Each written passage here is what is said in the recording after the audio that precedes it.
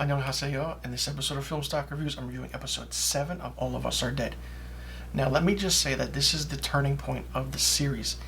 For me, this episode was really, really lacking and kind of boring. Now, the events of this episode take place right after the last one, and we find that Namra wanted to bite. Of course, we know bite Suyuka, but she starved and staved off that craving, and she couldn't do it. But her body is changing after Guanam bit her. So that while this is all happening, according to Namra, she managed to starve off her cravings thanks to hearing the voice of Suyuka. Now, as they talk, she admits, and they both admit to each other, that they like each other, and they share a kiss while they're in the music room. Now, I do want to say, for me, I want to call this episode the music room escape, because basically from here on out, Anjo and Namra put together a plan to escape the music room, to get to the rooftop in order to, get help and finally escape. Now, the basis of this escape is this: put the desks and chairs all together in a wall barricade and play music on one of the television screens that is up in the corner, along with the music that was taped on this video recorder, this camera. That happens, and then all of a sudden they start making noise, and all the zombies come in, and they have to stave off this zombie horde coming at them.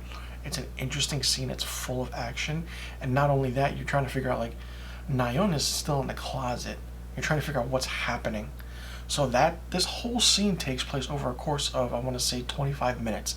It's really interesting how it's done, and the whole aspect of it is that while they're doing it, they're making all this noise trying to get out, but they're unsuccessful because the zombies aren't going to the noise. They're just coming toward these students. Yoonji, who also has superhuman powers, heads to the teacher's office, or evidently the nurse's office, and finds the dean, Young-nam, hiding there. She's so hungry that she goes into the fish tank and starts eating the fish. And then as he is approaching her, he hits her over the head with his mug, or his his cup with his coffee in it. But then she attacks him. She bites him, and all of a sudden she starts throwing up blood. But then in another area of the school, Namra hears this. So her senses of heightened awareness is really, really big. She can hear things from really far away, which is very different than what certain other zombies have been going through in this series. Now, not only that, we go back to the martial law area, or the quarantine camp, and Seon-mu is the leader, and he then orders his colleagues to get a chopper to the school to see if there are any survivors, because the assemblywoman said the father of Anjo went there and escaped the quarantine camp in order to find his daughter. Now, the kids finally make it to the rooftop, but it is locked, and it's locked from the outside. Now, Chol-so doesn't open the door. The kid who's already up there, who was up there with Yeonji.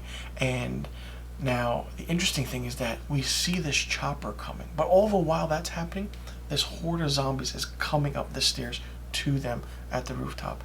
And of course, Guanam is coming up there as well. We see his superhuman hero, whatever zombie powers he has, and he starts beating the shit out of Chong-sa because he just wants him for that revenge. His character is getting really annoying, and it's only the 7th episode.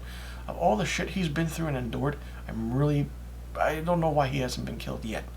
So while that's happening, they're fighting. They throw a tarp over the stairs in order to stop the zombies. But then all of a sudden, Namra, anytime she hears or sees Guannam, her powers get crazy. So she takes him by the throat and just throws him down the steps. We see the true potential of what Namra is, and it's really interesting. Now, I did mention in the beginning of this review, this is where this series slows down a bit. Even though it's action-packed, but they're just running away from the zombies, not much happens. We just get a gist of Namra's powers. Yoonji also has these powers. Guannam is getting annoying. All the while, I feel like episode 7 in this series is starting to drag a bit. And the reason I say that is because Chol-so is so annoying as a character that all he had to do was open the door. The action is still good and solid in this episode, and it doesn't lack momentum at all, but when action slows down, it really, really slows down a lot in this episode. Episodes 1 through 6, like I said, were really good. You're building up this story of what the zombies are, and all of a sudden you change it. All of a sudden this virus mutates. Then what? Episode 7, like I said, was really much of a letdown because they try and get to the roof. Okay, now they're going to escape. What then? Do they go back to the quarantine camp, and the entire rest of the series is them fighting the zombies at the quarantine camp? We don't know. We have to find out. To the people who did binge watch this show, no spoilers in the comments, please. I will delete them. Like I said, I'm doing episodic reviews every day up until the season finale, which is episode 12. So let me know in the comment section below what you thought about episode 7 of All of Us Are Dead. Did you like it? Did you not like it? What did you think of it? And what do you think is going to happen next? Let me know in the comment section below about the questions I just asked. And I'll see you in the next review video. And be sure you tune in tomorrow for my episode 8 review of All of Us Are Dead. 감사합니다.